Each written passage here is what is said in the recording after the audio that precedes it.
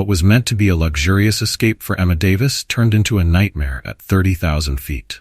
Imagine stepping into a first-class cabin, ready to celebrate your hard-earned success, only to be greeted with whispers, stares, and veiled hostility.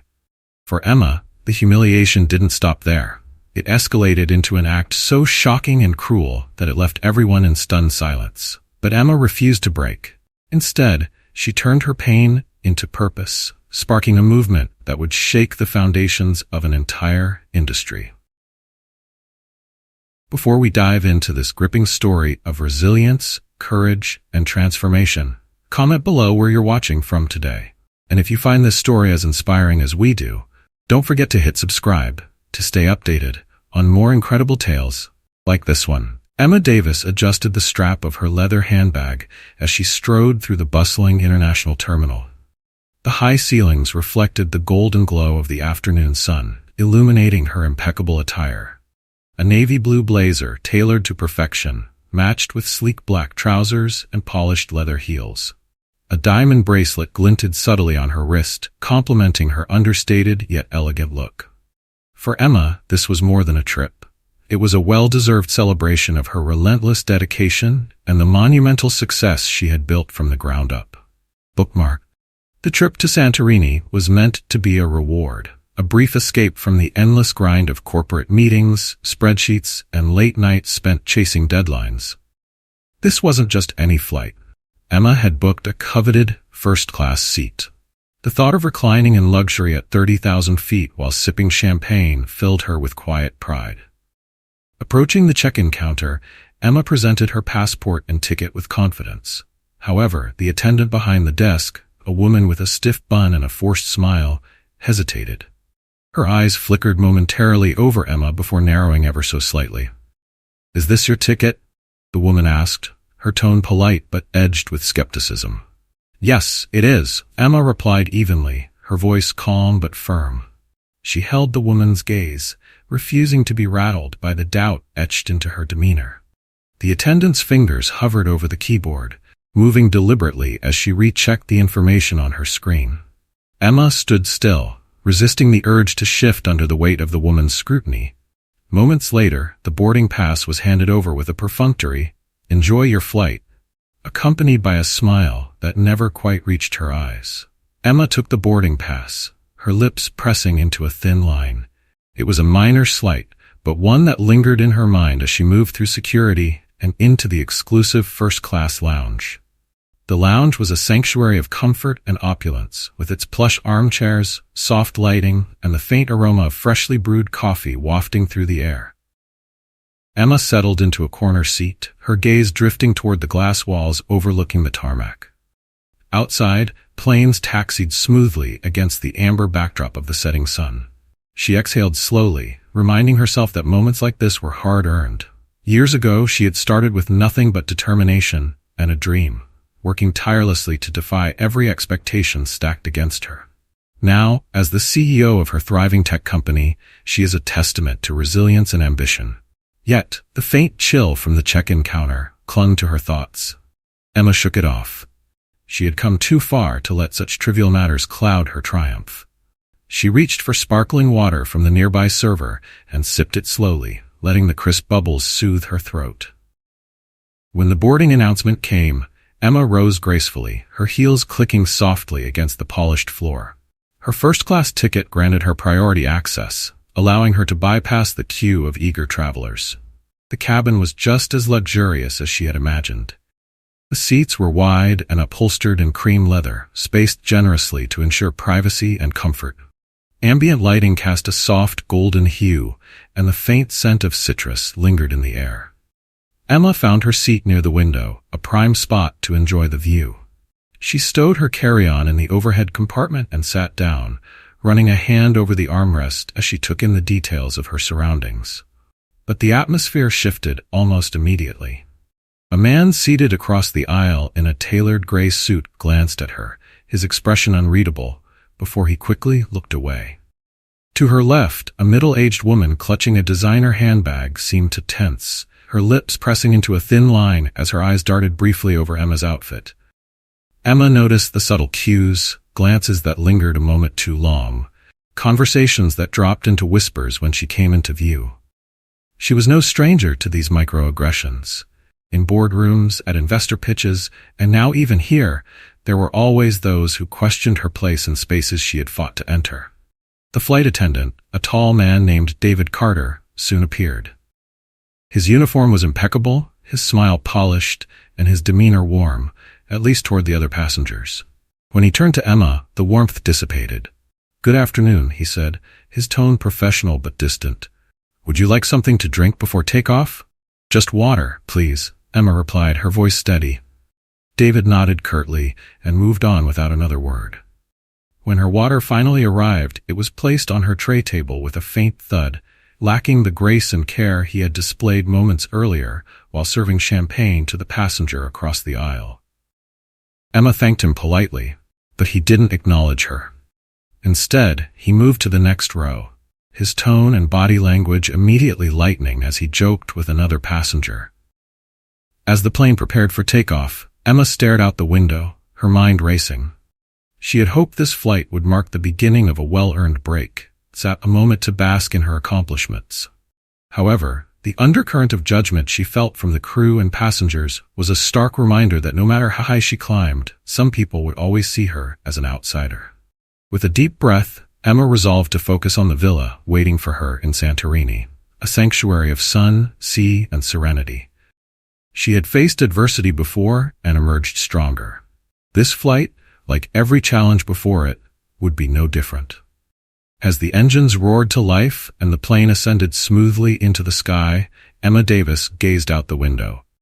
The soft hues of dusk stretched across the horizon, a stark contrast to the unease simmering inside her.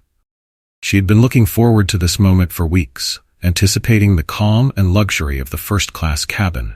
But the undercurrent of judgment she had sensed since stepping on board was becoming increasingly hard to ignore. Bookmark. Go back. The cabin attendants began their rounds, distributing drinks and appetizers. Emma watched as David Carter approached the other passengers with a warm smile, his tone friendly and engaging. "Champagne, sir?" he asked the man across the aisle, offering a polished tray with an air of grace. The man accepted with a nod, and David lingered to share a light-hearted joke that drew polite chuckles. When David reached Emma's seat, his demeanor shifted, his smile tightened, and his voice took on a clipped, formal tone. "Would you care for a drink, ma'am?" he asked. "Just water, please," Emma replied, her voice even. David nodded, but instead of the polished attentiveness he had shown others, he placed her glass of water on the tray table with a sharp clink, droplets of condensation splashing onto the surface. He didn't wait for her to respond or thank him before moving on. Emma's gaze followed him as he walked to the next row, his posture once again relaxed, his tone jovial as he engaged another passenger in conversation. She glanced at her water glass, a sense of discomfort tightening in her chest. From across the aisle, a woman named Charlotte, a poised figure in her mid-50s adorned in a crisp white blouse and pearls, leaned toward her travel companion. Though her voice was low, Emma caught the words. "It's interesting," Charlotte murmured, her tone laced with condescension.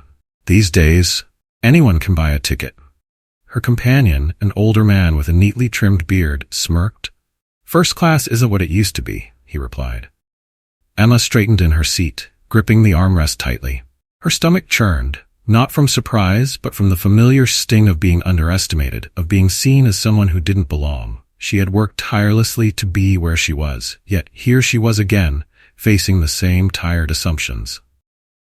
The whispers grew louder as the flight continued. Emma noticed fleeting glances from other passengers, their expressions ranging from curiosity to thinly veiled disdain. A couple seated diagonally from her leaned in close, their heads almost touching, as they whispered behind their hands. Occasionally, their eyes darted toward Emma, their lips curling into faint smirks. Emma's attempts to ignore the growing tension faltered when David returned with a tray of appetizers. His approach to her seat was deliberate, his movements slower than usual, as if savoring the power imbalance he believed he held.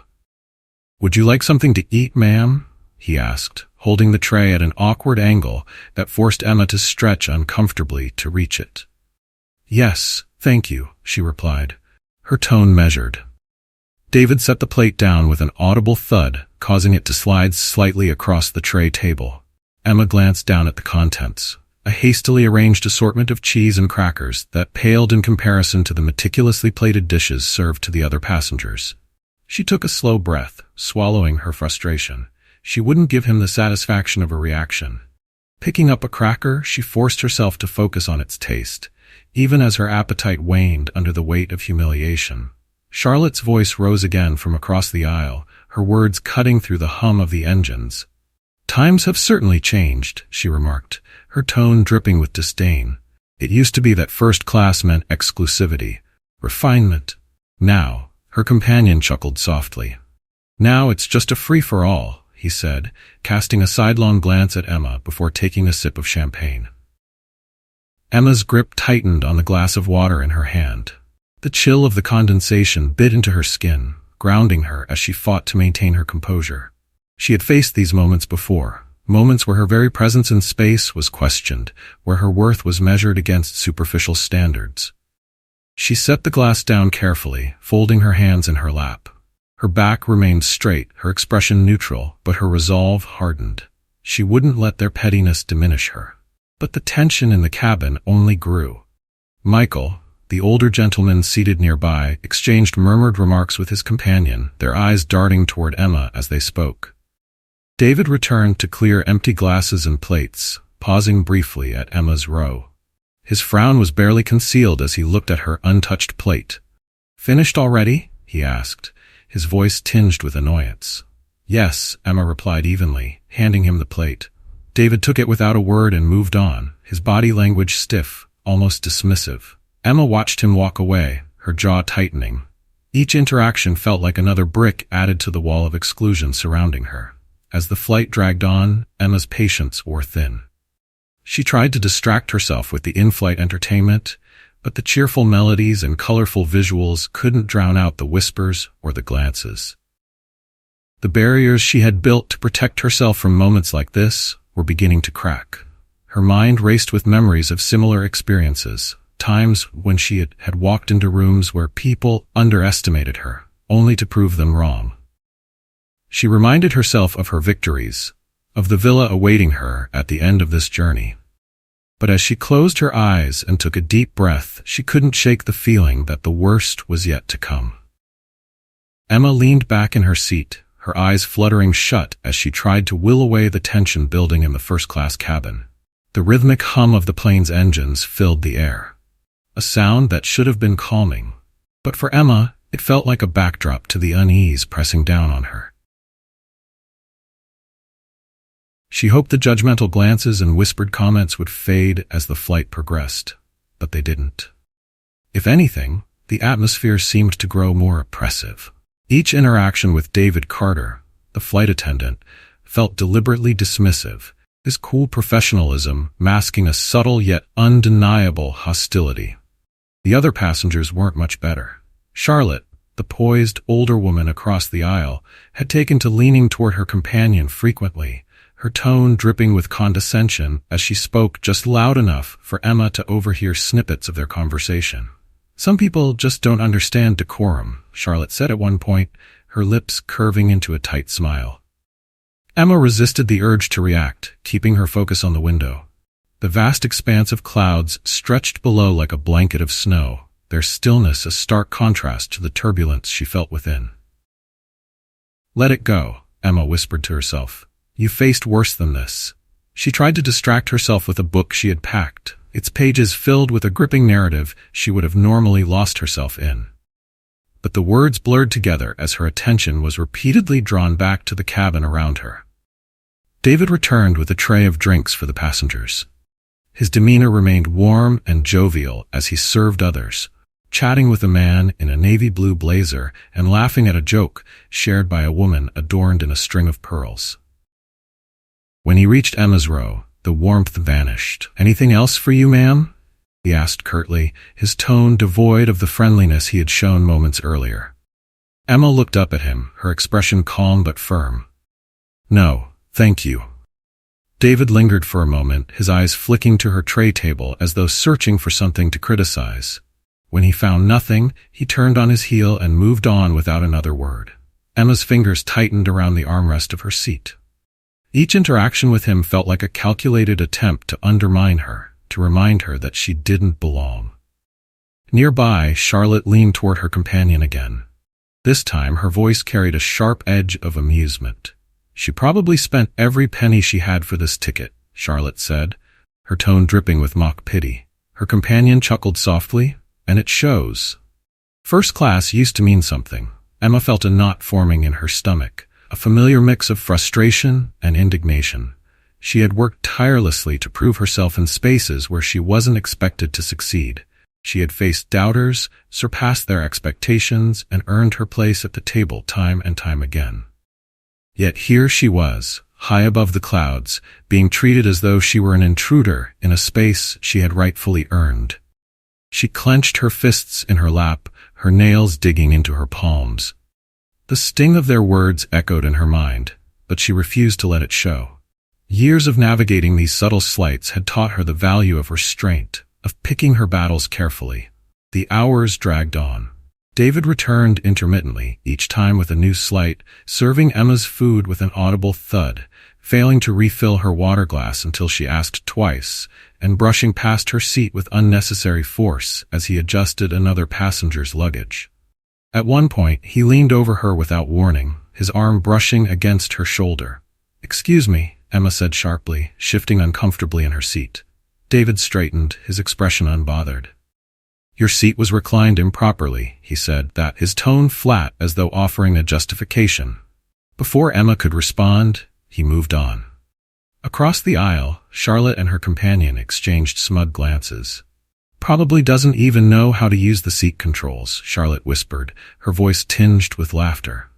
Emma took a deep breath, trying to steady herself. She could feel her composure fraying, the walls she had built around her emotions beginning to crack.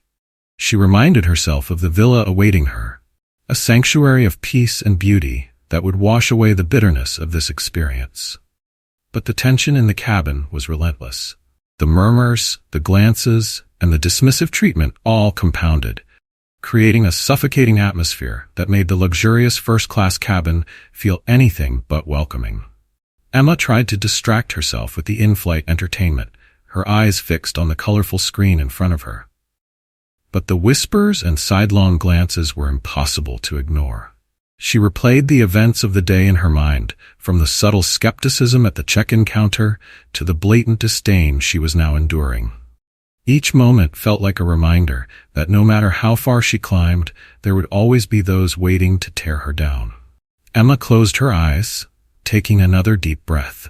She told herself she could endure this, just as she had endured countless challenges before. She reminded herself of the strength that had carried her this far. But deep down, she knew her patience was wearing thin. The flight had settled into a calm rhythm, the cabin lights dimmed to a soft glow as passengers reclined in their seats. For Emma Davis, however, the serenity was a facade. Each passing moment in the first-class cabin felt heavier, the hostility around her impossible to ignore. David Carter's dismissive treatment, coupled with the murmurs and glances from fellow passengers, had pushed her patience to its limit. She had endured subtle insults before, but the escalating tension in the cabin felt deliberate and calculated, as though everyone had silently agreed to exclude her. Bookmark. As David returned once again with the drink cart, his actions made Emma's discomfort undeniable. He served champagne to the passengers around her, his voice light and pleasant, joking with a young couple seated ahead. When he reached Emma, his demeanor turned cold. "Would you like water, ma'am?" he asked, his tone flat. "Yes, please," Emma replied calmly. David sighed audibly, pouring the water with exaggerated slowness before placing the glass on her tray table with enough force that the liquid spilled over the edge. "There," he said, the faint smirk on his lips daring her to react. Emma's jaw tightened as she met his gaze. "Thank you," she said evenly, refusing to give him the satisfaction of seeing her frustration. David lingered for a moment before turning and moving on, his sharp cologne lingering in his wake.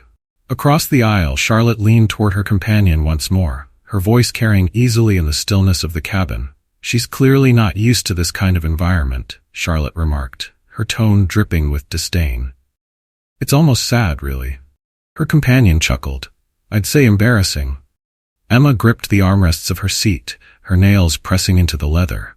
The quiet humiliation burned in her chest. Each word and action, a reminder of the prejudices she had faced throughout her life. She closed her eyes, inhaling deeply to steady herself. But the line was crossed when David returned yet again, this time empty-handed. He paused beside Emma's seat, his smile thin and calculated, as though he had prepared for what came next.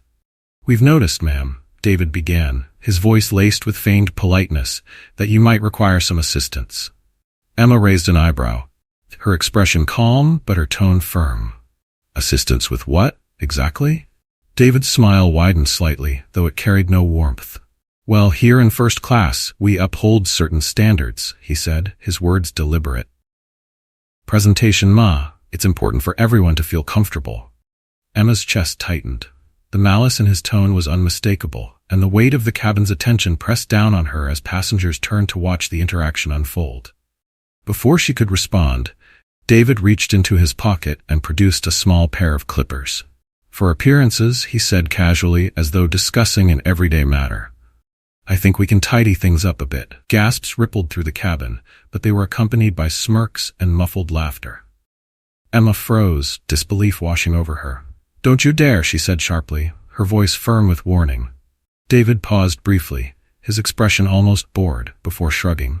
It's for everyone's benefit, ma'am. Before Emma could stop him, the clippers buzzed to life, and David leaned in, dragging the device along the side of her head. The sharp sound of the clippers cutting through her hair filled the cabin, and dark strands fell in uneven clumps onto her lap and the floor. Shock paralyzed Emma, as the gasps around her grew louder, but no one moved to intervene. Instead, many of the passengers leaned forward in their seats, their faces alight with morbid curiosity. You can't do this, Emma finally managed, her voice trembling with anger and disbelief. David straightened, holding the clippers as though they were a trophy. His smug smile never wavered. I just did, he said coldly. A little polish goes a long way, don't you think? From across the aisle, Charlotte laughed softly, shaking her head. Well, that's one way to maintain the class in first class, she remarked, her tone dripping with amusement. Her companion smirked. About time someone set some standards. Emma's hands clenched into fists, her nails digging into her palms as she fought to contain the rage boiling within her. She looked down at the strands of hair scattered around her, each one a symbol of the dignity they had tried to strip away. It wasn't just an attack on her appeal, aunts, it was an attack on her diet, city, and very existence in this space. The whispers grew louder, emboldened by the spectacle. Can't handle a little cleanup, someone sneered. Maybe she should have stayed where she belongs. Another voice chimed in. David, clearly invigorated by the lack of resistance, stood tall, the clipper still in his hand. Now you look more appropriate, he said, his tone mockingly sincere. Emma couldn't take it anymore. The walls of her composure, carefully constructed over years of enduring prejudice, finally crumbled. She stood abruptly, her chair snapping back with a loud clatter. Enough, she shouted, her voice cutting through the murmurs like a blade. The cabin fell silent. All eyes turned to her, their expressions ranging from shock to disdain. Emma's chest heaved with the effort of restraining her fury, but her voice was steady as she continued. You think this is acceptable? She demanded, her gaze sweeping over the passengers and landing on David. To humiliate someone, to strip them of their dignity, just because they don't fit your narrow idea of who belongs here? David faltered under the weight of her words, his confidence wavering for the first time. You've gone too far, Emma said, her voice resonating with quiet strength. The first-class cabin hung in a heavy silence, the faint hum of the plane's engines the only sound. Emma Davis stood tall, her gaze unwavering as it pierced through the oppressive atmosphere. She could feel the weight of every passenger's eyes on her, some wide with shock, others narrowing with barely concealed disdain. David Carter, the once confident flight attendant, shifted uncomfortably, his smug demeanor cracking under the intensity of Emma's glare. The clippers he had used to humiliate her now hung limply in his hand, a testament to his audacity. You've gone too far, Emma repeated, her voice steady and resolute. Across the aisle, Charlotte rolled her eyes, crossing her arms with a huff. "Oh, please," she muttered. "You're overreacting. It's just a haircut." Emma turned to face her, the fire in her eyes burning brighter. "A haircut?" she said, her tone cutting through the cabin like a razor. "This was more than that, and you know it. You all sat there watching, some of you even laughing, as he tried to strip me of my dignity. And for what? To remind me that no matter how hard I've worked, no matter what I've achieved, I'll never truly belong in your eyes?" Charlotte's smirk faltered, her gaze dropping momentarily before she straightened in her seat. Emma returned her focus to David, who now stood frozen in place. "You assumed I would stay silent," she said, her voice low but powerful. "You assumed I was powerless. But you've made a mistake, a big one." David raised an eyebrow, though his confidence was clearly waning. "And what mistake is that?" he asked, his voice lacking the bravado it had carried earlier. Emma straightened her shoulders, her posture commanding. "You underestimated me." With that, she reached for her phone, her fingers steady despite the adrenaline coursing through her. She snapped a picture of David's stunned expression, the clippers still in his hand. Then, she turned her phone toward the cabin, capturing the faces of the passengers who had witnessed and condoned the act, their expressions frozen in complicity. "What are you doing?" David demanded, his voice rising with a hint of panic. "Documenting," Emma replied coolly, her tone calm but firm. "Since you've left me, no other choice." The murmurs in the cabin swelled again, but this time they carried an undercurrent of unease. Emma could feel the shift in the air, the subtle tension as passengers exchanged nervous glances. David took a step back, his arrogance crumbling. "Look, ma'am, maybe we can." "No," Emma cut him off, her voice slicing through his weak attempt at damage control. "You don't get to negotiate now, not after everything you've done." She looked around the cabin, her eyes locking onto the faces of those who had sat idly by. "I've faced people like you before," she said, her voice resonating with quiet strength. "People who think that it can belittle, intimidate, or erase me. But let me make one thing clear. I've fought harder battles than this, and I've won. And I won't stop fighting until every single one of you understands that what happened here today is unacceptable." The weight of her words hung in the air, heavy and unyielding. For the first time since boarding the plane, Emma felt the tide begin to turn. As she lowered herself back into her seat, her back straight and her head held high despite the uneven patches of her hair, the cabin remained silent. The oppressive atmosphere had shifted, the whispers and sidelong glances replaced by an uneasy stillness. David retreated down the aisle, his once confident stride now stiff and restrained. The clippers had disappeared, tucked away as if that could erase what had been done. Emma watched him go, her jaw set in determination. Charlotte's companion, a silver-haired man in a tailored suit, leaned toward her, his voice hushed. "Well, that was unexpected," he muttered. Charlotte didn't respond, her gaze fixed on the tray table in front of her. Her earlier smugness had faded, replaced by an air of discomfort she couldn't mask. Emma turned her attention to the window, the soft streaks of clouds outside reflecting the fire still burning within her. She knew this was far from over. There would be consequences, not just for David, but for the airline, for the culture that allowed such behavior to persist. Her hands trembled slightly as she gripped the armrests of her seat. The weight of what had just happened was beginning to settle over her, but instead of breaking her, it fueled her resolve. This wasn't just about her anymore. It was about every person who had ever been made to feel small, who had ever been told they didn't belong. It was about standing up and saying, "Enough." As the hours dragged on, Emma began drafting a detailed email on her phone, outlining every moment of the incident with precision.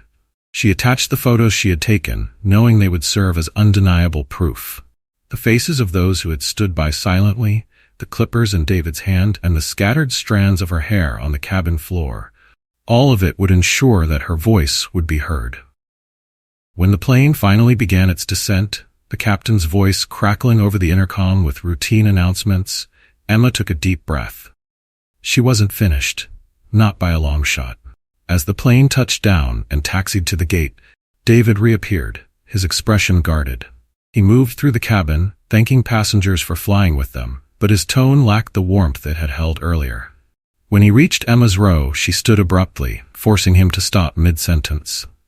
"I'll be speaking to your supervisor," she said, her voice calm but unyielding. "And to the airline's legal team. This isn't over." David opened his mouth to respond, but the words died in his throat. He stepped aside, allowing her to pass without another word. Emma walked down the aisle with her head held high, each step a declaration of her strength and resolve. As Emma Davis stepped into the terminal, the chaos of the airport felt oddly grounding. The hum of luggage wheels on polished floors, the faint chatter of travelers, and the occasional announcement over the loudspeaker were a stark contrast to the suffocating stillness of the first-class cabin she had just left behind. She paused briefly to compose herself, gripping the handle of her carry-on bag tightly. The events of the flight replayed in her mind. David's smug smirk, the whispers, the laughter, and the feel of her hair falling to the cabin floor. The sting of humiliation lingered, but it was overshadowed by a growing sense of resolve. Bookmark, go back. Her phone buzzed in her hand, drawing her attention. The notification was from her legal team, who had responded to the detailed email she had sent during the flight. The message was concise but reassuring. "We're on it. Gather every detail and we'll handle the rest." Emma's jaw tightened as she reread the words. She had meticulously documented everything: the photos of David holding the clippers, the scattered hand air, the passengers' complicit expressions. Each image and detail would serve as irrefutable evidence. Moments later, another buzz drew her attention. This time, it was a message from an executive at the airline. The tone was carefully worded, filled with regret and promises of an internal investigation. Phrases like "deeply apologetic" and "committed to addressing the matter" peppered the email. Emma allowed herself a faint, humorless smile. Regret, she thought, was easy. Accountability was harder. As she approached the baggage claim, Emma felt the weight of stares from some of the passengers who had shared the flight with her. Some averted their eyes entirely, their faces flushed with discomfort, while others openly watched her, their expressions a mix of curiosity and unease. She ignored them, focusing instead on the task at hand. Her suitcase appeared on the carousel and she grabbed it in one swift motion, adjusting the handle before striding purposefully toward the exit. Outside, the cool night air hit her face, providing a brief moment of clarity. A sleek black car pulled up to the curb, and the driver, a middle-aged man with kind eyes, stepped out to greet her. "Miss Davis?" he asked, his tone polite and warm. Emma nodded, sliding into the back seat without a word. The door closed behind her with a solid thud, sealing her in a space that felt, for the first time in hours, safe. As the car pulled away from the terminal, Emma leaned back in her seat, her fingers tightening around her phone. She began composing a message to her publicist. This wasn't just a legal issue. It was a story that needed to be told. Too often, people like her had been humiliated in silence, their voices dismissed or ignored. Not this time. By the time the car arrived at her temporary residence, a modest yet elegant villa she had rented for her stay, Emma had finished drafting her statement. It was direct, powerful, and unflinching, just like her. She attached the photos she had taken, knowing they would speak volumes, and hit send. The media would soon have everything they needed to shine a light on what had transpired. Inside the villa, Emma set her suitcase near the door and walked into the living room, her heels sinking slightly into the plush carpet. The space was serene, with soft lighting and warm decor that offered a stark contrast to the chaos of the day. She poured herself a glass of water from the kitchen and took a long sip, letting the coolness calm her nerves. But the fire inside her hadn't dimmed. If anything, it burned brighter, fueled by the knowledge that her voice could make a difference, not just for herself, but for others who had faced similar injustices. Her phone buzzed again. This time it was a call from the airline's CEO. Emma hesitated for a moment before answering, her voice steady as she greeted him. "This is Emma Davis," she said. The man on the other end introduced himself, his tone a mixture of apology and concern. "Miss Davis, I've been informed of the incident on your flight. Please allow me to personally extend my deepest apologies for what you experienced. This is not the standard of service we uphold, and I want to assure you that immediate action will be taken." Emma listened in silence, her expression unreadable. When he finished, she spoke with quiet authority. "Apologies are meaningless without accountability," she said. I expect to see tangible consequences, not just for the individuals involved, but for the culture that allowed this to happen." The CEO hesitated, then replied, "Yes, of course. We'll be conducting a full investigation. Rest assured, there will be disciplinary actions taken against the crew member in question, as well as additional training to ensure nothing like this happens again." Emma's tone hardened. "Training won't erase the humiliation I endured. It won't undo the damage done today. You need to do better." There was a pause on the other end, the weight of her words hanging heavily in the silence. Finally, the CEO spoke, his tone subdued. "You're absolutely right, Miss Davis. I assure you, we will do better, and will be reaching out to you with updates on the steps we're taking." Emma ended the call, her resolve unshaken. She knew this was only the beginning. The airline's response, though promising, wouldn't erase what had happened.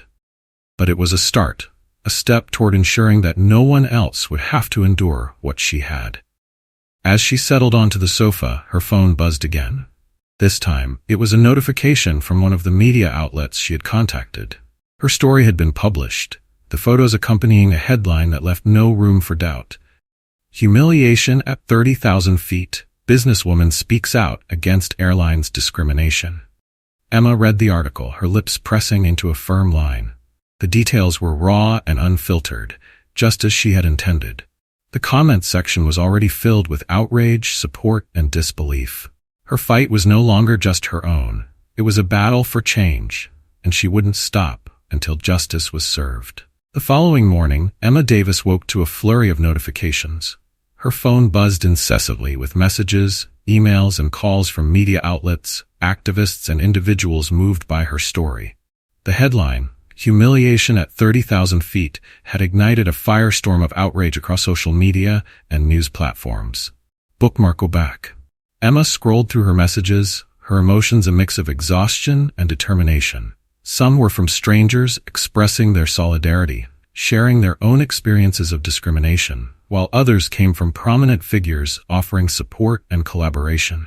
Her inbox brimmed with interview requests from major news networks, eager to amplify her voice. As she stood on the terrace of her rented villa, the crisp morning air brushing against her face, Emma felt a growing sense of purpose. What had begun as a personal ordeal was now sparking a much-needed conversation about systemic prejudice and accountability. Her phone buzzed again, this time with a message from her legal team. "The airline has reached out with a settlement offer. They're willing to issue a public apology and provide financial compensation," the message read. Emma exhaled slowly, her gaze fixed on the lush garden below. A settlement might bring closure to some, but for her, this fight was about more than money. It was about change. Her response was swift and resolute. "Decline. We need systemic reforms, not just an apology." Moments later, another notification appeared on her. "Hone," a message from a young woman named Clara. The message was hesitant but heartfelt. "Miss Davis, I just wanted to say thank you. Your courage gave me the strength to speak out about the discrimination I faced at work. For so long I felt powerless, but your story has inspired me to fight back." Emma's chest tightened as she read the words. Clara's message was one of many she had received, each recounting experiences of injustice and marginalization. The sheer volume of these stories underscored the gravity of the problem she was challenging. She responded with a message of encouragement. "Your voice matters, Clara. Keep speaking up. Together we can make a difference." Later that day, Emma scheduled a live-streamed press conference from the villa's terrace. The event, titled "Breaking Barriers, A Call to Action," featured a panel of activists, legal experts, and public figures discussing systemic issues exposed by her ordeal. As the stream went live, thousands tuned in from around the world, their comments flooding the feed with messages of support and calls for accountability. Emma opened the conference with a powerful statement. "What happened to me on that flight wasn't an isolated incident. It was a symptom of a larger issue, an issue that has gone unchecked for far too long. Today, I'm standing not just for myself, but for everyone who has ever been made to feel small, who has ever been told they don't belong. It's time to demand better." The discussion that followed was candid and unflinching. Experts highlighted the need for stronger anti-discrimination policies, while activists shared strategies for empowering marginalized voices. By the end of the event, the hashtag Justice for Emma was trending globally, amplifying her message to an even wider audience. In the days that followed, tangible change began to take shape. The airline, under immense public pressure, announced a comprehensive review of its policies and practices. They outlined plans for mandatory bias training for all employees, a new passenger bill of rights, and disciplinary actions against those involved in Emma's ordeal. David Carter, the disgraced flight attendant, was terminated from his position and faced legal action for his actions. The airline's CEO issued a public statement acknowledging the systemic flaws that had allowed such behavior to occur. "This is not who we are," the statement read, "but we recognize that words alone are not enough. We are committed to meaningful change, and we thank Ms. Davis for holding us accountable." Emma read the statement with measured satisfaction. It was a start, a step toward the kind of reform she had fought for.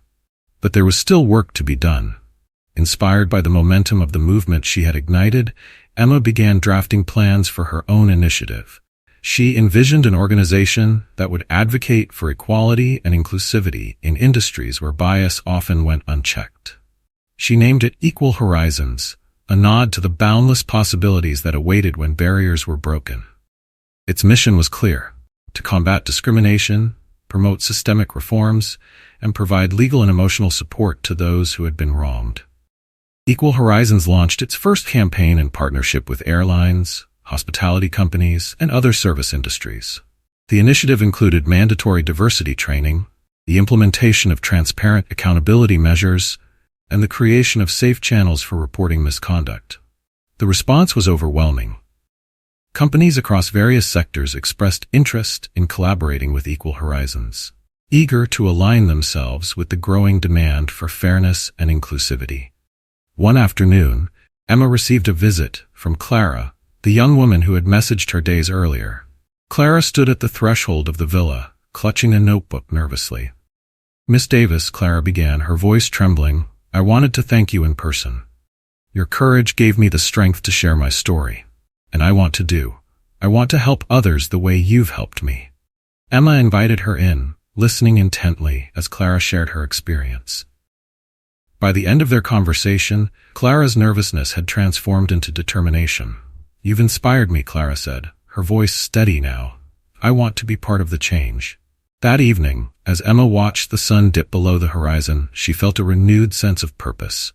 Her battle was far from over, but she wasn't fighting alone. The voices she had empowered were joining hers, creating a chorus too powerful to ignore. She raised a glass of water to the fading light, whispering to herself, to resilience, to change, to everyone who believed we could do better. In the weeks that followed Emma Davis's viral story, the ripple effects of her stand against injustice became impossible to ignore. Social media was ablaze with conversations about systemic discrimination, particularly in spaces often reserved for the elite. Hashtags like Justice for Emma and Equal Horizons trended for days, sparking debates and calls for accountability. The airline at the center of the controversy faced mounting pressure, both from the public and from within. Employees began sharing their own accounts of toxic workplace culture, while customers demanded transparency and action. Emma, meanwhile, found herself at the center of a movement.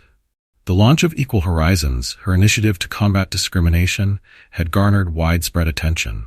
What began as a response to her personal ordeal quickly grew into a platform for others to share their experiences and demand change.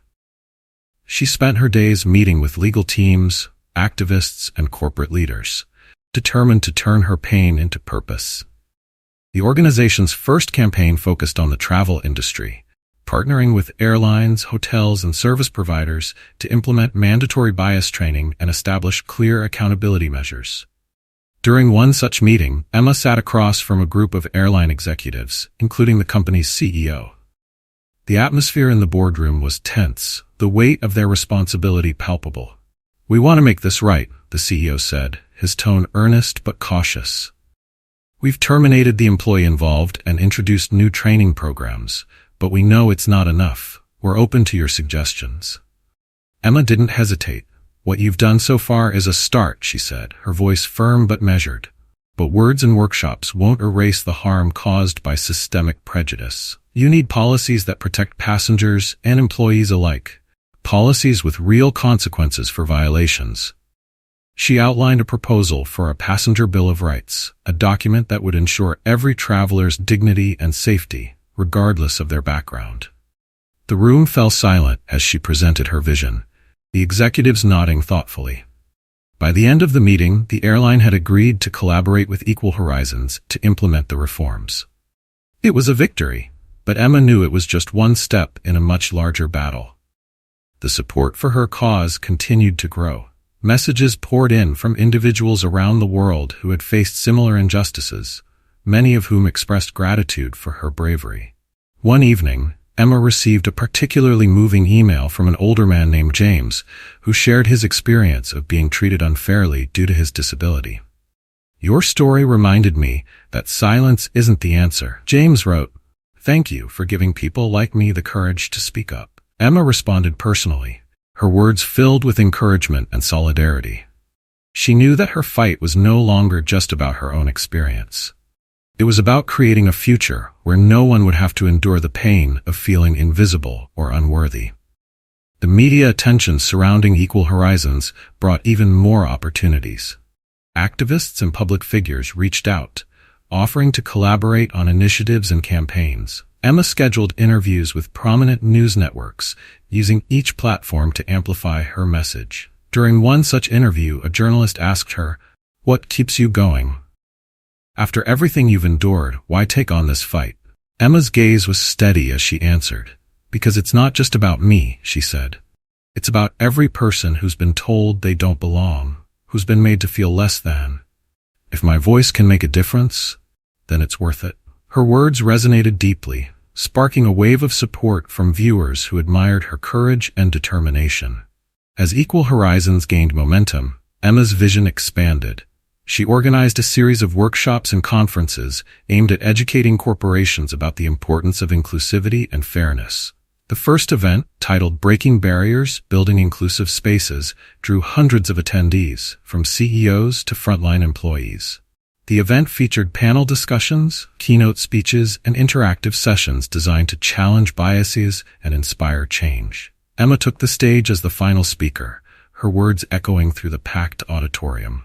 "We all have a responsibility to create spaces where everyone feels valued and respected," she said.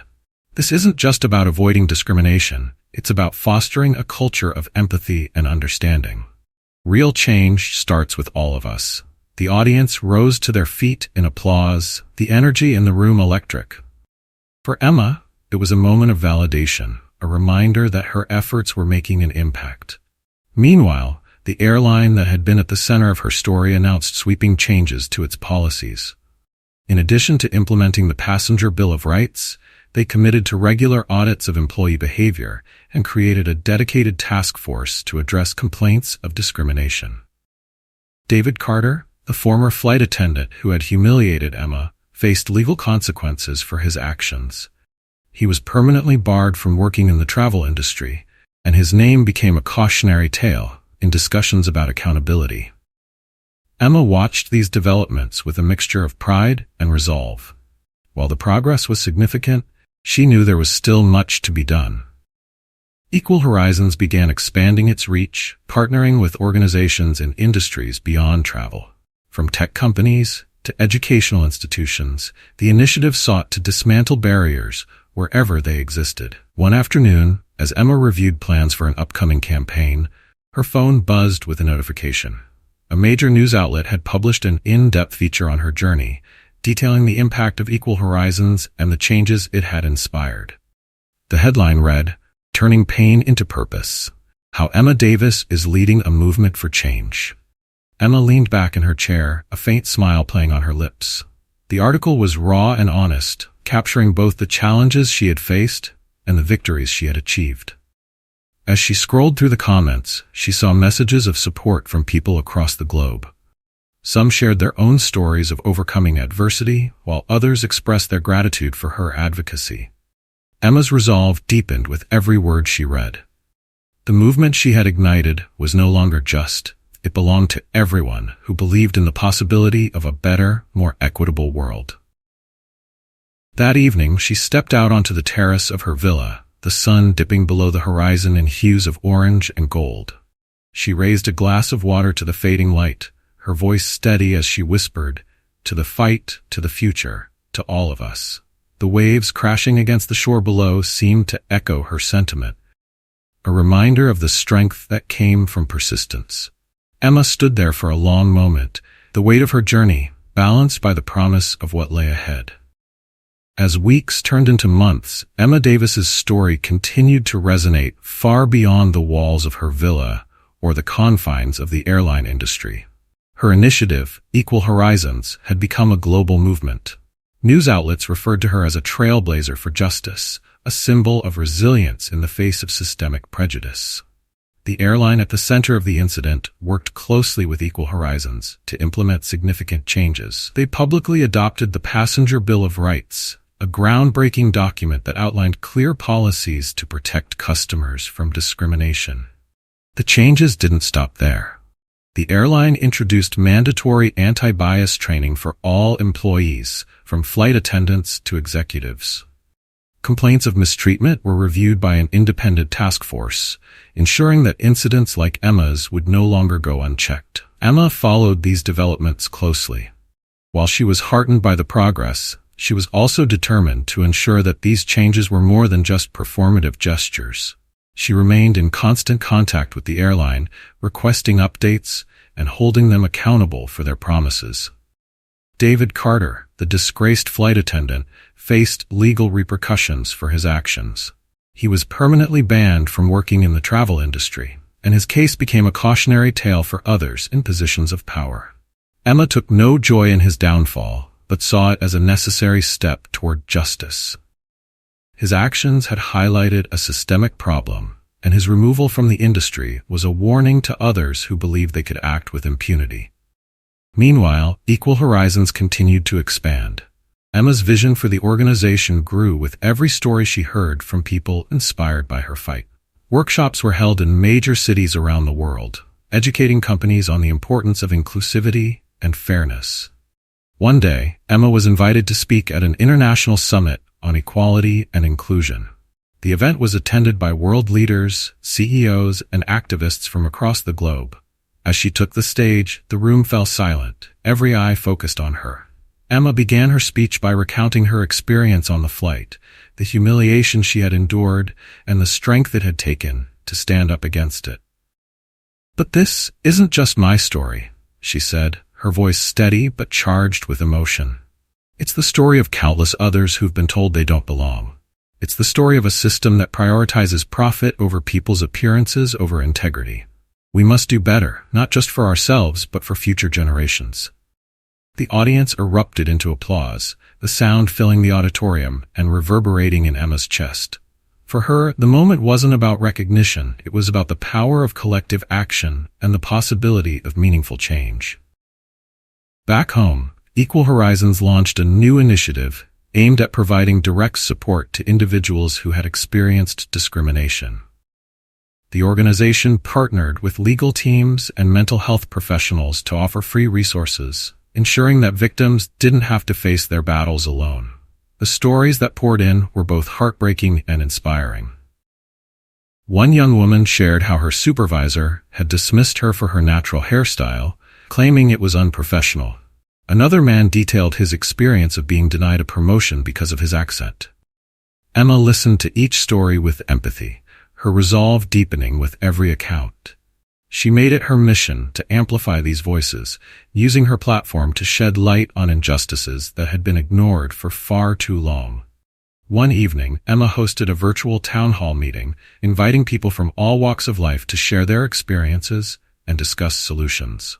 The session was a resounding success, with participants logging in from dozens of countries. "I want you all to know," Emma said as she concluded the event, "that your voices matter. Together, we can create a world where everyone is valued and respected, regardless of where they come from or what they look like." The response was overwhelming. Messages of gratitude flooded in, many thanking Emma for creating a space where they felt seen and heard. Amid the whirlwind of activity, Emma often found herself reflecting on her journey. There were moments when the weight of it all threatened to overwhelm her. The long hours, the emotional toll, the constant fight to maintain momentum. But every time she felt the burden grow heavy, she thought of the lives she was impacting, the barriers she was helping to dismantle. It gave her the strength to keep going. One afternoon, as Emma was reviewing plans for an upcoming Equal Horizons summit, she received a call from the airline's CEO.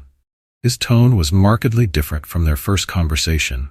No longer defensive or rehearsed, but sincere. "Miss Davis," he began, "I wanted to thank you.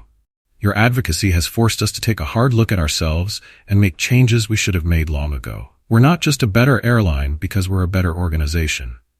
Emma accepted his gratitude with grace, though she made it clear that the fight was far from over. "Words are a start," she said, "but the real test is in your actions. I'll be watching." As the call ended, Emma felt a sense of accomplishment, but also a renewed determination. The airline's progress was important, but it was just one part of a much larger puzzle. That evening, she stepped out onto the terrace of her villa, the horizon painted in vibrant shades of pink and gold. The waves crashed gently against the shore below, their rhythmic sounds soothing her restless mind. Emma raised a glass to the setting sun, her voice steady as she whispered, "To resilience, to justice, to the fight that's still ahead." The wind carried her words into the fading light, a reminder that her journey was far from over. The battle for equality was ongoing, but Emma was ready to continue leading the charge, one voice, one story, one victory at a time. The morning sun streamed through the glass windows of Emma Davis's villa, illuminating the serene interior with a golden glow. Emma stood on the terrace, her coffee steaming gently in her hand as she gazed out over the lush gardens. The tranquility of the scene was a stark contrast to the whirlwind of activity that had consumed her life since her now infamous flight. Her phone buzzed on the nearby table, and she glanced at the screen. Notifications poured as well as emails from collaborators, messages from supporters, and updates from her team at Equal Horizons. The world was still listening, and Emma had no intention of letting the momentum slip away. She set her coffee down and opened an email from her legal team. It detailed the airline's latest updates on the reforms she had fought so hard to implement. Among the highlights was the successful rollout of the Passenger Bill of Rights, which had already been adopted by several other airlines. Complaints of discriminatory behavior were now reviewed by an independent oversight committee, ensuring accountability at every level. The progress was heartening, but Emma's mind was already racing with new ideas. Equal Horizons had proven that change was possible, and she was determined to expand its mission beyond the travel industry. Later that day, Emma sat in a virtual meeting with her team. The agenda was ambitious: partnerships with tech companies to address bias in hiring algorithms, workshops for educators on fostering inclusivity in classrooms, and advocacy for stronger anti-discrimination legislation. "This isn't just about fixing broken systems," Emma said, her voice steady but passionate. "It's about creating new ones, systems that prioritize equity, empathy, and respect." Her team nodded in agreement, their faces lit with the same determination that fueled Emma's every step. As the meeting ended, Emma leaned back in her chair, allowing herself a rare moment of reflection. The journey that had brought her here was both painful and transformative. She thought of the flight, the humiliation she had endured, and the strength it had taken to rise above it. But she also thought of the lives she had touched, people like Clara, James, and countless others who had reached out to share their stories. Their courage inspired her, reminding her that her fight was never just about her own experience. That evening, as the sun dipped below the horizon, Emma hosted a dinner at her villa for a small group of supporters and collaborators. The atmosphere was warm and lively, the conversation filled with stories of resilience and hope. Toward the end of the evening, Clara stood to make a toast. Her voice trembled slightly at first, but her words carried weight. "To Emma," Clara said, raising her glass, "for showing us what it means to stand tall, even in the face of injustice. For reminding us that our voices matter and that together we can create a better world." The room erupted into applause, and Emma felt her throat tighten with emotion. She raised her own glass, her voice steady as she responded. To all of you, she said, thank you for believing in this. Big thank you for sharing your stories and lending your strength. Change is never easy, but with voices like ours, it's always possible. As the night wound down and her guests departed, Emma stepped out onto the terrace once more. The waves crashed gently against the shore, their steady rhythm a comforting reminder of life's persistence. She thought of the road ahead, the challenges that still needed to be faced, the systems that still needed to be dismantled. But for the first time in a long while, she felt a deep sense of peace. Emma raised her glass to the horizon, her voice soft but resolute. To the fight, she whispered. To the future. And to every step we take to make it better. The stars began to appear in the night sky, twinkling like beacons of hope. Emma stood there for a long moment, letting the weight of the past and the promise of the future settle in her heart. This wasn't just her fight. It was a collective triumph, a reminder that change was possible when people refused to stay silent. And as Emma turned to re-enter her villa, she carried with her the unwavering belief that the world could and would be made better, one voice at a time. The story of Emma Davis is a powerful reminder of the strength it takes to confront injustice and turn pain into purpose. Her journey from humiliation to advocacy illustrates the profound impact one voice can have when it refuses to be silenced. Through courage and determination, Emma not only reclaimed her dignity, but also inspired systemic change, proving that resilience can triumph over prejudice. Bookmark. This story challenges us to reflect on our own actions and the ways in which we can contribute to or combat the biases around us. It teaches us the importance of standing up, not just for ourselves, but for those who may not have the platform or strength to do so.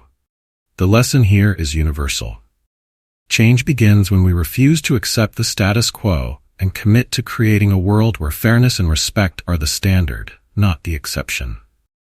Emma's fight reminds us that every act of resistance against injustice, no matter how small, is a step toward a better, more equitable future. Her journey inspires us to be unyielding in our pursuit of what is right and to stand tall in the face of adversity. If this moves you, we want to hear your thoughts. Was it inspiring? If you thought the story was good, comment with a 1.